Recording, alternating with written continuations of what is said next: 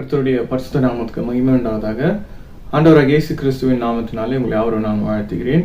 இன்றைய தியானத்துக்குண்டான வசனம் யோவான் எழுதின சுவிசேஷம் 15ஆம் அதிகாரம் 16ஆம் வசனம். John's Gospel chapter 15 verses 16.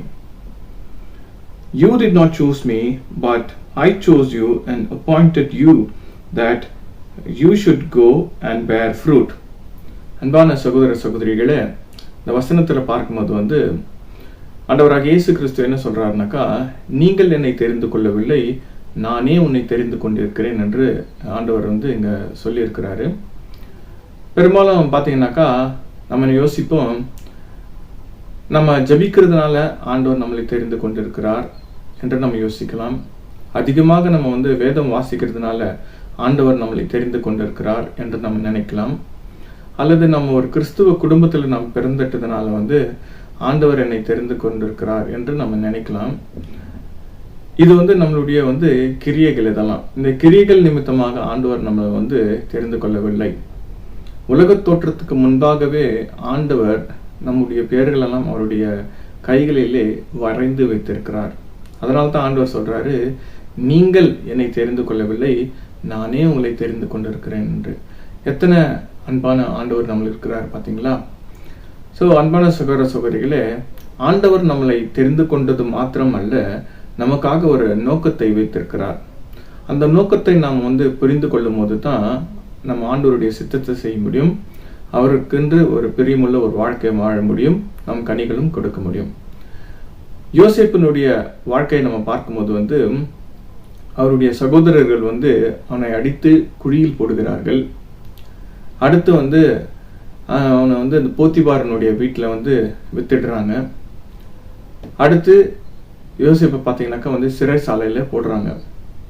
அது படுகுழியாக இருந்தாலும் சரி, அது போத்திபாரனுடைய வீடாக இருந்தாலும் சரி, அல்லது அது சிறைசாலையாக இருந்தாலும் சரி, யோசேப்பு அந்த நோக்கத்தை அறிந்ததுனால, அதாவது ஆண்டவர் யோசேப்பு மேலே வைத்திருந்த நோக்கத்தை அறிந்ததுனால பொறுமையோட தன் ஓட்டத்தை அவன் காத்து கொண்டான் என்று நம்ம பார்க்கலாங்க.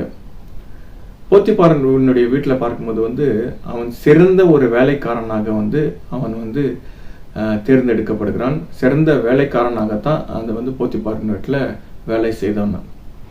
அடுத்து ஒரு பொய் சுமத்தி சிறைசாலையில் போட்டால் கூட ஒரு சிறந்த ஒரு சிறை கைதியாக தான் யோசேப்பு அங்கே வாழ்ந்தான் அப்படின்னு சொல்லிட்டு நம்ம பார்க்கலாங்க. ஏன்னாக்கா யோசேப்புக்கு தெரியும், ஆண்டவர் அழைத்தவர் அவர் உண்மை உள்ளவர் என்று யோசேப்புக்கு தெளிவாக தெரியும்.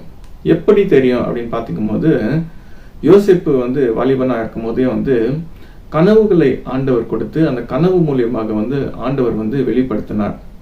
யோசேப்புக்கு என்ன நோக்கம் இருக்குது என்று ஆண்டவர் தெளிவாக வெளிப்படுத்திட்டார். ஆகையால அது குழியா இருந்தாலும் சரி, அது சிறைசாலையாக இருந்தாலும் சரி, அல்லது போத்திபாராக வீடு இருந்தாலும் சரி, இந்த மாதிரி எந்த இடத்துல இருந்தாலும் சரி, அவன் நோக்கத்தை அறிந்ததுனால ஆண்டவர் இடத்துல பொறுமையோடு அவன் ஓட்டத்தை உடைய ஆண்டவர் அவனுக்கு உதவி செய்தார். ஸோ நம்மளுடைய வாழ்க்கையில கூட அன்பான சகோதர சகோதரிகளை, நம்மளுடைய பாதைகள் கரடுமுரடான பாதைகள் இந்த மாதிரி எல்லாம் இருக்கும். நம்மளுக்கு நம்ம ஆண்டவர்கிட்ட கேட்க வேண்டியது ஒண்ணுதான், என்னன்னாக்கா, ஆண்டவரே என் மேல வைத்திருக்கிற நோக்கம் என்ன அப்படின்னு சொல்லிட்டு நம்ம தெளிவாக ஆண்டவர் இடத்துல கேட்டு அந்த நோக்கத்தை நாம் புரிந்து கொள்ளும் போது கண்டிப்பாக ஆண்டவருக்கு ஒரு பிரியமுள்ள வாழ்க்கையும் ஆண்டவர் தருகிற ஆசீர்வாதங்களை நாம் பெற்றுக்கொள்ள முடியும். அடுத்து கனிவுள்ள ஒரு வாழ்க்கையை நம்ம கண்டிப்பாக வாழ முடியும். ஆகையால நம்ம ஆண்டவர் இடத்துல இன்னைக்கு நம்ம மீது வைத்திருக்கிற நோக்கத்தை நம்ம கேட்கலாம். பரிசுத்தமுள்ள நல்ல தகப்பனே, அப்பா, எங்களுடைய தகப்பன் வாழ்க்கையில எங்களுக்கென்று வைத்திருக்கிற நோக்கம் என்ன, பர்பஸ் என்ன அப்படின்னு சொல்லிட்டு எங்களுக்கு நீங்க வெளிப்படுத்துங்க ஆண்டவரே. அந்த பர்பஸின் படி எங்களுடைய வாழ்க்கையை நாங்கள் அமைத்துக்கொள்ள கிருபை பாராட்டுங்க. இயேசுவின் மூலம் ஜெபிக்கிறோம் நல்ல பிதாவே, ஆமென்.